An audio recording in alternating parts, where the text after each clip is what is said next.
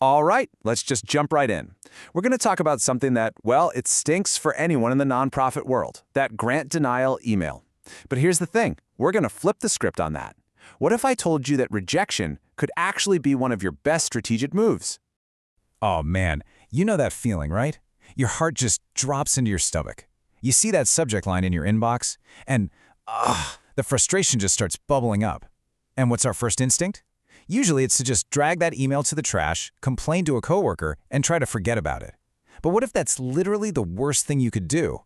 So you basically have two paths you can take. Most people, they go down the path on the left. Silence, frustration, and poof, they just vanish from that funder's world. But the strategic path, it's the total opposite. It's about gratitude, about engaging instead of hiding, and about planting the seeds for a real relationship. And that right there is the pivot. We call this move the graceful pivot. And look, this isn't just some clever little tactic. It's a whole new way of thinking, a new mental model for how you handle rejection, and more importantly, how you build relationships in this tough funding world. So what exactly is it? Well, the graceful pivot is all about being proactive. This is not about just shrugging your shoulders and saying, oh, well, maybe we'll try again next year. No way. It's about taking that no and on that very same day, turning it into the first step of a long-term partnership. And you do it with two key things, professional gratitude and a really smart follow-up plan. And check this out. Just by responding with professional gratitude, you immediately jump into the top 5% of their potential partners list. I mean, just think about that for a second. How many other applicants do you think send a thank you note for being rejected? Pretty much none. When a funder gets one, they absolutely notice. You stop being just another applicant and you start becoming a person, a potential partner they'll remember.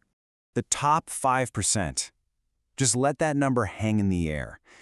This is so powerful because it's not about writing the perfect grant application. It's about having the perfect response to rejection. You put yourself in a whole different league, an elite group, just by choosing to be graceful instead of silent.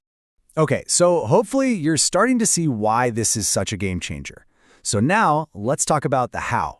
I'm going to lay out a super simple two-phase action plan that will take you from rejection to relationship. The roadmap here is really clear. It's two parts. First, there's what you do immediately, like the same day you get the bad news. We call that the high road response. Then there's your game plan for the next 3 to 6 months, which we're calling the Zero-Ask Cycle. Let's break down what each of those looks like. So, phase 1. This is it. This is the magic email, the one that puts you in that top 5%. Look how simple it is. It's respectful, it's professional, you're not arguing, you're not getting defensive, you're not even asking for feedback. You're just acknowledging their decision, thanking them for their time, and closing that loop with total class. Seriously, you could just copy and paste this. All right, now for phase 2, the Zero-Ask Cycle. Look, the absolute biggest mistake most people make is they just go dark after getting a no. This cycle is designed to do the exact opposite. Your goal here is to show them that your amazing work doesn't just stop because you didn't get one grant. You prove that you're thriving anyway. And you know what that does? It builds this incredible perception in their minds that your organization is resilient, effective, and, well, a really good bet for the future. So, how do you actually do it? It's 3 simple steps. First, you just keep doing your great work. That's how you prove your resilience. Second, every couple of months, you send them a super short no-ask update. Keywords, no ask. You're not asking for money, you're just sharing a win. Something like, hey, just wanted to share some good news. We just hit our milestone of training 50 new students. Thought you'd like to see the impact. And third, you connect with their public wins. If they post something great on social media, you leave a genuine, thoughtful comment.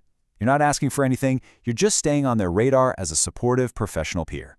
So you do all this. Then what? What's the payoff? Well, it's nothing short of a complete transformation of your relationship with that foundation. Because here's the end game. You've totally changed how they see you. You're no longer just another name in a pile of applications begging for money. You've become a resilient, professional organization that they actually know. They respect you. They see you as a potential partner down the road. You literally built a bridge where everyone else saw a dead end. So the next time that dreaded email shows up, I want you to ask yourself this question. Is this a closed door or is it a new beginning? Because with the graceful pivot, the power to decide is completely in your hands. That rejection doesn't have to be the end. In fact, it can be the very start of your next great partnership.